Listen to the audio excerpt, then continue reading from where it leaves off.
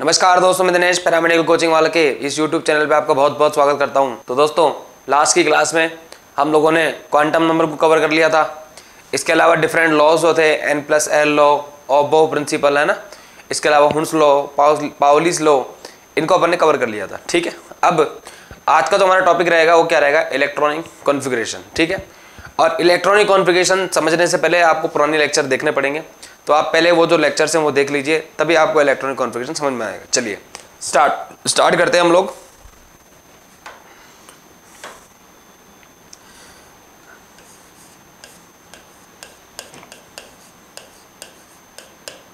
Electronic configuration देखिए, electronic configuration जो है वो तभी समझ में आएगा जब आप लोगों के पास N+L लॉ आता होगा। आपको N+L लॉ मैंने लास्ट क्लास में बता दिया था कि सबसे पहले इलेक्ट्रॉन उसमें जाएगा जिसके लिए N+L की वैल्यू सबसे कम होगी। ठीक है, तो मैंने लास्ट क्लास में ऑर्डर भी लिख दिया था, तो आप उस ऑर्डर को एक बार देख लें ताकि आपको चीज़ें समझ में आने लगे। ठीक है, चलिए अब इसके बाद इलेक्ट्रॉनिक कॉन्फ़िगरेशन हम लोग स्टार्ट कर रहे हैं। तो सबसे पहला एलिमेंट है हाइड्रोजन।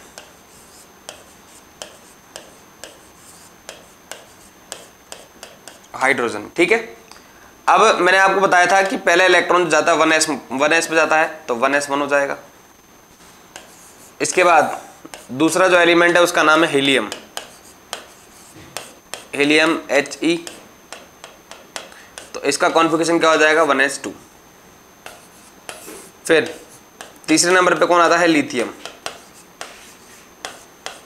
Li, तो इसका कॉन्फ़िगरेशन हो जाएगा 1s2 और 2s1। ठीक है, ऑर्डर मैंने लिख दिया, लास्ट क्लास में देख लीजिएगा। इसके बाद आता है बेरिलियम, बेरिलियम Be, तो ये हो जाएगा 1s2, इसके बाद 2s2। बेरिलियम के बाद आता है बोरोन, तो बोरोन का जो कॉन्फ़िगरेशन हो जाएगा वो क्या हो जाएगा, 1s2, 2s2 और 2p1। ठीक, इसके बाद कार्बन, तो कार्बन का कॉन्फ़िगरेशन हो जाएगा 1s2, 2s2 और 2p2। ठीक है, कार्बन के बाद आता है नाइट्रोजन,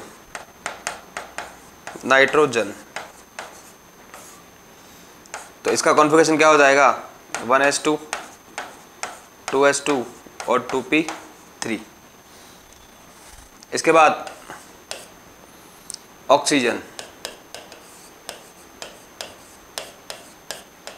1s2, 2s2, फिर ये कितना हो जाएगा, 2p4। ठीक है, 9 फ्लोरीन,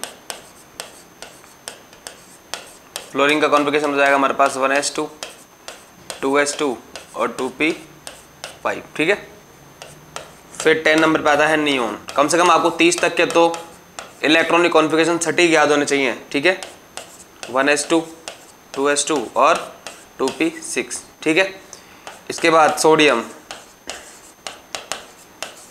सोडियम को डिनोट करते हैं अपन Na से, तो ये हो जाएगा 1s2, 2s2, 2p6। अब 2p के बाद इलेक्ट्रॉन जाता है 3s में, तो 3s1 हो जाएगा। इसके बाद सोडियम के बाद मैग्नीशियम, मैग्नीशियम, इसको डिनोट करते हैं अपन Mg से, तो ये हो जाएगा 1s2, फिर 2s2, 2p6 और उसके बाद आएगा 3s2। इसके बाद एल्यूमिनियम, एल्यूमिनियम Al, तो ये हो जाएगा 1s2, 2s2, 2p6, 3s2 और 3p1। ठीक है, इसके बाद सिलिकॉन,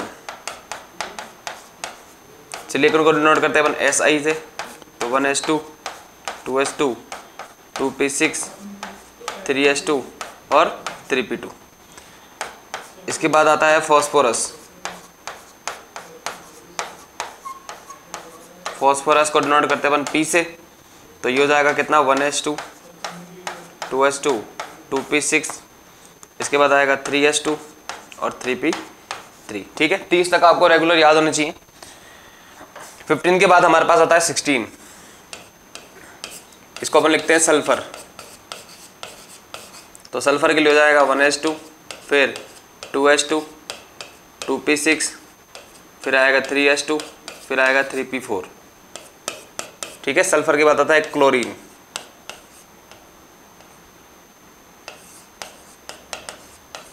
Cl, इसका हो जाएगा 1s2, 2s2, इसके बाद आएगा 2p6, फिर 3s2 और फिर आ जाएगा 3p5। ठीक है, इसके बाद आता है आर्गन, इसको डिनोट करते हैं अपन Ar से, तो ये हो जाएगा 1s2, 2s2, 2p6, फिर 3s2 और 3p कितना आ जाएगा 6 हो जाएगा। ठीक है, बात समझ में आ रही है ना। तो ये चीज़ें जो है इस तरीके से कम आपको 30 तक तो बिल्कुल एक्यूरेट याद होना चाहिए, ताकि आगे की चीज़ें जो है बहुत आसान हो जाए। चलिए उसके बाद पोटेशियम के बारे में बात करेंगे। तो ये हो जाएगा 1s2, 2s2, उसके बाद 2p6, फिर आएगा 3s2, 3p6। अब यहाँ ध्यान से समझिएगा, 3p के बाद 3d में नहीं जाएगा इलेक्ट्रॉन, 3p के बाद 4s में जाता है। मैंने आपको एनर्जी का ऑर्डर लिखवा रखा है, एक बार चेक कर लीजिएगा प्लीज़। तो इसके बाद आएगा 3p6 के बाद आएगा 4s1। उसके बाद 20 नंबर पे आता है कैल्शियम। कैल्शियम को डिनोट करते हैं अपन Ca से, तो ये हो जाएगा 1s2, 2s2, 2p6, 3s2, 3p6 और फिर आ जाएगा 4s2। ठीक है, तो ये तो 20 तक हो गए। अब 21 के बाद देखिए क्या होता है। 21 वाला एलिमेंट है स्केडियम, तो ये हो जाएगा मेरे पास क्या 1s2, 2s2, 2p6, उसके बाद 3s2, उसके बाद 3p6, फिर 4s2 और उसके बाद 3d1। सबसे पहले इलेक्ट्रॉन जो है वो 4s में जाता है, और 4s के बाद जो है वो किस में जाता है 3d में जाता है। बात समझ में आ रही है। लेकिन अब इसको अरेंज भी करना पड़ेगा मुझे, तो अरेंज करने के लिए मैंने क्या कर दिया 1s2, 2s2, 2p6, 3s2, 3p6, उसके बाद 3d1 और 4s2। ठीक है, देखो ये तो फिल किया मैंने, फिर इसको अरेंज कर दिया। अरेंज क्यों किया? क्योंकि 3 को मैंने एक साथ लिख दिया, 4 वाले को मैंने एक साथ लिख दिया। इसके बाद स्केडियम के बाद आता है टाइटेनियम। तो टाइटेनियम जो है उसका हो जाएगा हमारे पास 1s2, 2s2, 2p6, फिर 3s2, उसके बाद 3p6, फिर 4s2 और फिर 3d2। तो उसके बाद अरेंज कर देते हैं इसको 1s2, 2s2, 2p6, 3s2, फिर 3p6 आ जाएगा, उसके बाद 3d2 हो जाएगा और 4s2 हो जाएगा। फिर ऐसे किया, उसके बाद अरेंज ऐसे कर दिया है ना। इसके बाद टाइटेनियम के बाद आएगा वेनेडियम। तो वेनेडियम जो हो जाएगा हमारे पास V से शो करते हैं इसको, ये हो जाएगा 1s2, उसके बाद 2s2, फिर 2p6, उसके बाद 3s2, फिर 3p6, उसके बाद हमारे पास आ जाएगा 4s2 और फिर आएगा 3d, कितना आ जाएगा 3। ठीक है, अरेंज करेंगे तो 1s2, 2s2, 2p6, 3s2, 3p6, उसके बाद आता है 3d3 और 4s2, है ना। अब ध्यान समझिए क्रोमियम का पूछा जाता है 100%। क्रोमियम 24 नंबर पे आता है क्रोमियम। इसको थोड़ा सा ध्यान समझिएगा, ये प्रॉब्लम क्रिएट करेगा। पहले अरेंज कर देते हैं हम लोग 1s2, 2s2, 2p6, 3s2, 3p6, फिर 4s2 और 3d4। ये वाला कॉन्फ़िगरेशन होना चाहिए था, लेकिन एक्चुअली में जो कॉन्फ़िगरेशन है वो कुछ और ही मिलता है। वो कॉन्फ़िगरेशन क्या मिलता है, यानी ये कॉन्फ़िगरेशन तो गलत है। सही कॉन्फ़िगरेशन पहले मैं लिख रहा हूँ इसका 1s2, 2s2, 2p6, फिर आएगा 3s2, फिर आएगा 3p6, फिर आएगा 4s1 और फिर आता है 3d5। अब सबसे बड़ा क्वेश्चन ये है कि ये ऐसा होता क्यों होता है, ये कारण क्या है, इसका रीज़न क्या है कि 4s से एक इलेक्ट्रॉन जो है वो कहाँ शिफ्ट हो गया, 3d में शिफ्ट हो गया, जिससे 4s में तो रह गए एक इलेक्ट्रॉन और d में रह गए 4 की जगह 5 इलेक्ट्रॉन। तो इसके है ना एनसीईआरटी ने 2 रीज़न दिए हैं। तो रीज़न क्या है, पहला रीज़न देखिए, समझिए मेरी बात ध्यान से। पहला रीज़न जो है उसको अपन कहते हैं सिमेट्री। एनसीईआरटी ने ऐसे कहा है कि सबसे पहला जो बेसिक रीज़न है वो सिमेट्री बोले तो आपके पास D4 कॉन्फ़िगरेशन था। तो D4 कॉन्फ़िगरेशन का मतलब है 4 इलेक्ट्रॉन, 1, 2, 3 और 4। आपने D4 से कर दिया D5, तो D5 से क्या हो जाएगा, D5 से ये हो जाएगा कि अब हमारे पास D में 5 इलेक्ट्रॉन आ गए। और अगर आप देखेंगे तो सारे ऑर्बिटल जो है वो फिल हो गए। तो सारे ऑर्बिटल फिल हो गए तो इसका मतलब सिमेट्री प्रॉपर बन गई एक। और इस सिमेट्री को हम लोग एक नाम दे देते हैं, आपने सुना होगा इसको अपन कहते हैं हाफ फिल्ड ऑर्बिटल्स। और आपको पता होना चाहिए कि हाफ फिल्ड ऑर्बिटल्स जो हैं वो कंपैरेटिवली ज़्यादा स्टेबल होते हैं due to their proper symmetry. तो D4 से D5 जाने का पहला रीजन तो ये है कि उसके अंदर हाफ फिल्ड ऑर्बिटल्स है, हाफ फिल्ड सिमेट्री है, ठीक है। और जो सबसे बेसिक रीजन एनसीईआरटी ने दिया हुआ है वो रीजन जो दे रखा है वो दे रखा है हाई एक्सचेंज एनर्जी। ये ध्यान समझिएगा मेरी बात, ये दे रखा है एनसीईआरटी ने, हाई एक्सचेंज एनर्जी। अब हाई एक्सचेंज एनर्जी का क्या मतलब होता है तो समझ रहे हैं हम उसको। देखिए होता क्या है कि सबसे पहले बात समझिएगा, मैं लिख रहा हूं यहां पर 4 इलेक्ट्रॉन। देखो एक वर्ड आता है उसको अपन कहते हैं डीजनरेटिंग ऑर्बिटल। क्या बोल रहा हूं मैं? डीजनरेटिंग ऑर्बिटल।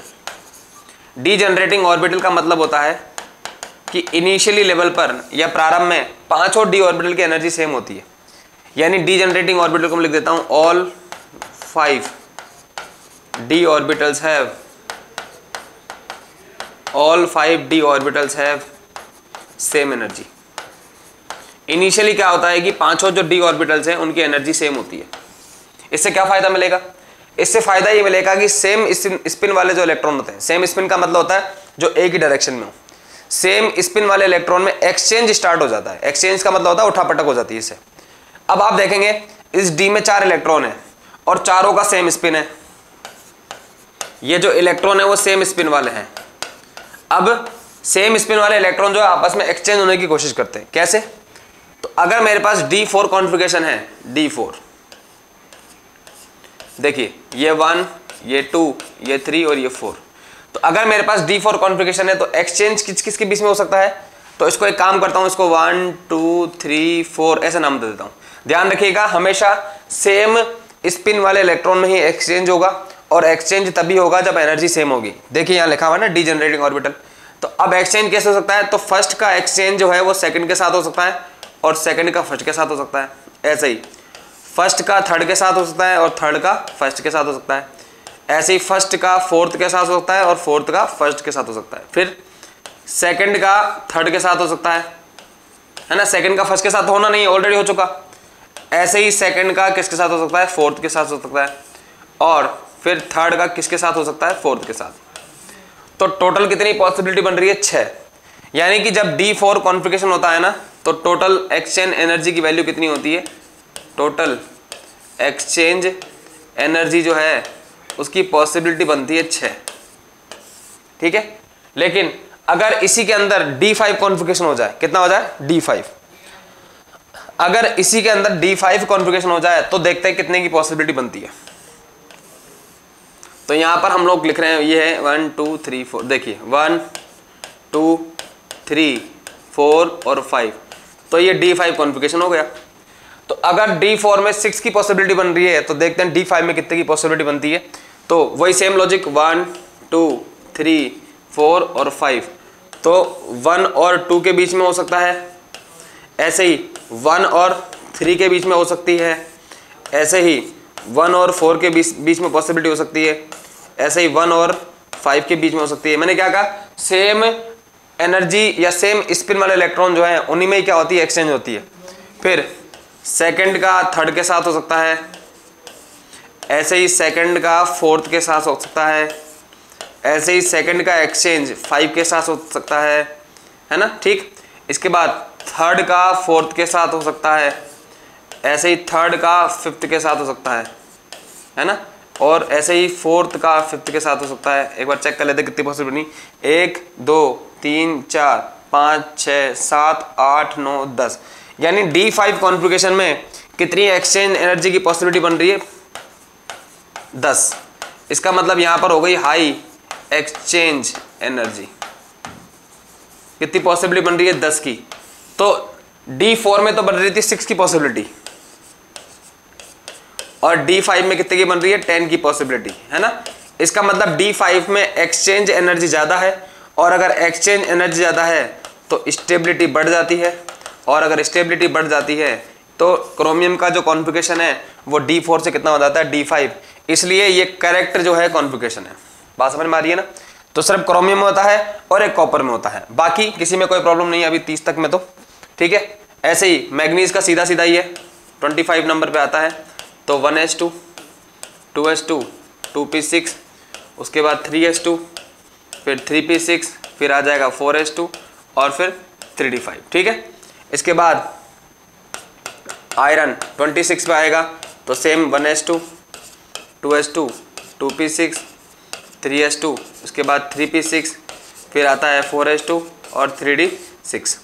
इसके बाद आता है कोबाल्ट 27 पे, तो 1s2, 2s2, 2p6, फिर आता है 3s2, 3p6, 4s2 और फिर आएगा 3d7।